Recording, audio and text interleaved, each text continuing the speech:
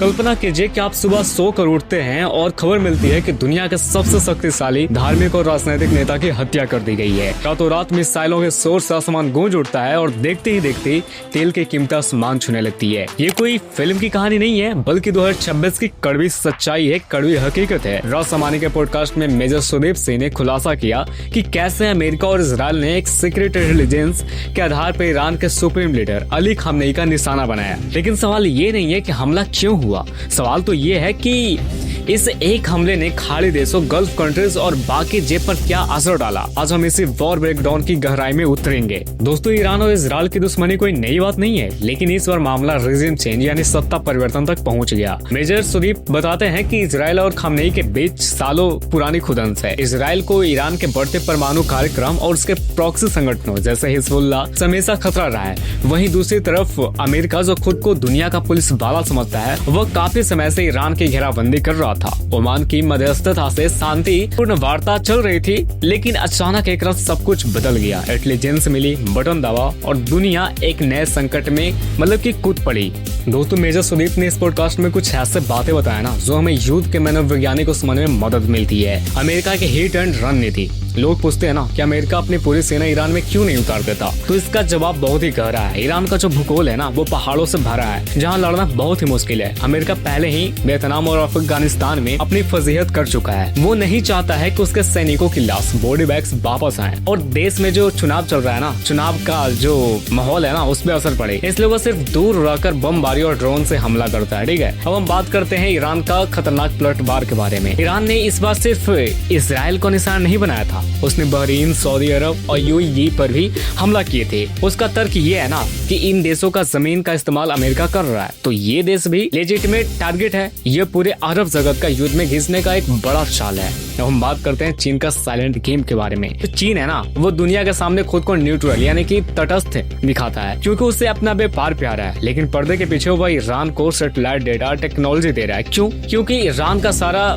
तेल है ना, वो चीन जाता है। चीन चाहता है कि अमेरिका इस युद्ध में उलझा रहे, ताकि ग्लोबल स्टेज पे चीन का पकड़ मजबूत रहे और मजबूत बने। इस बातचीत से कुछ चौंकाने वाले की तथ्य सामने आए हैं। नंबर 1, इंटेलिजेंस की जीत। ये हमला रातों रात नहीं हुई है, इसके पीछे महीनों की हाई लेवल इंटेलिजेंस थी। इसने खामनेई के सटीक लोकेशन को ट्रैक किया। नंबर 2, भारत की मैच्योरिटी। मेजर सुदीप ने भारत सरकार की तारीफ करते हुए कहा कि भारत न तो किसी के दबाव में झुक रहा है और न ही बिना बात के चिल्ला रहा है। भारत का कैलकुलेटर रुख ना उसे एक ग्लोबल लीडर के रूप में स्थापित कर रहा है। Number 3, Trump factor. पॉडकास्ट में चर्चा हुई कि क्या डोनाल्ड ट्रम्प इस युद्ध को रोक पाएंगे।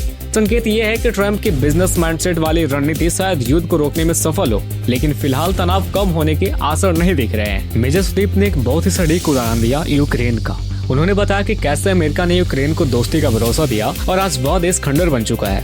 एनालॉजी यानी कि तुलना। युद्ध एक शतरंज का खेल जैसा है। अमेरिका वह खिलाड़ी है जो अपनी गोटियां, पैसा और हथियार तो लगाता है, लेकिन खुद मोड पर नहीं आता है। ईरान वह खिलाड़ी है जिसे हार मान ली तो उसका अस्तित्व खत्म हो जाएगी। और चीन वह दर्शक है ना, जो सट्टेबाजी कर रहा है और चाहता है कि ये जो युद्ध है, ये जो खेल है, वो कभी खत्म ना हो।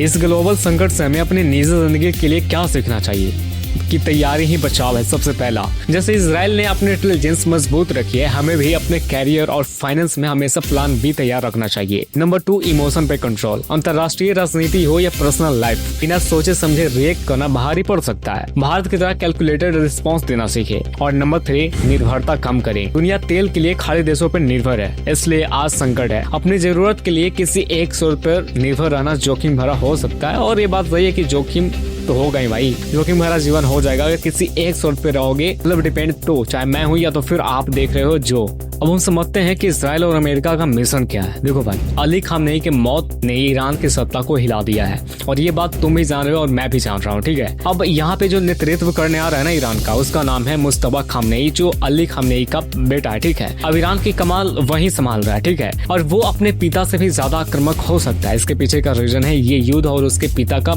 की मृत्यु। ठीक है, अब हम बात करते हैं ग्लोबल इकोनॉमी के बारे में। जैसे देखो, कच्चे तेल की कीमत है ना, वो बढ़ रही है, और भारत सहित पूरी दुनिया में महंगाई बढ़ रही है। ऐसा नहीं कि सिर्फ और सिर्फ भारत में ही महंगाई बढ़ रही है, पूरा विश्व में महंगाई बढ़ रही है, खास करके तेल में। ठीक है, अब हम राजनीतिक मार्ग के बारे में बात करते हैं। जो स्ट्रेट ऑफ हार्मोज है ना, उसका बंद होना वैश्विक व्यापार के लिए एक ब्लैक होल साबित हो सकता है। हो सकता क्या है, हो गया है, आप सभी को ही पता होगा। अब हम चीन की दोहरी नीति पे बात करते हैं। देखो, चीन का दोहरी नीति ये है ना कि वो शांति की तो बात करता है, लेकिन युद्ध के लिए हथियार और जो तकनीक है ना वो मुहैया वही कराता है, वो देने का काम कर रहा है ईरान का। ठीक है, जो चीन है वो आपको बताया है कि जो चीन है वो ईरान से तेल खरीदता है और उसके बदले में सैटेलाइट डाटा सब दे रहा है। किसको? ईरान को दे रहा है। कौन? चीन। तो आप सब समझ सकते हैं कि चीन का दोहरी नीति है क्या।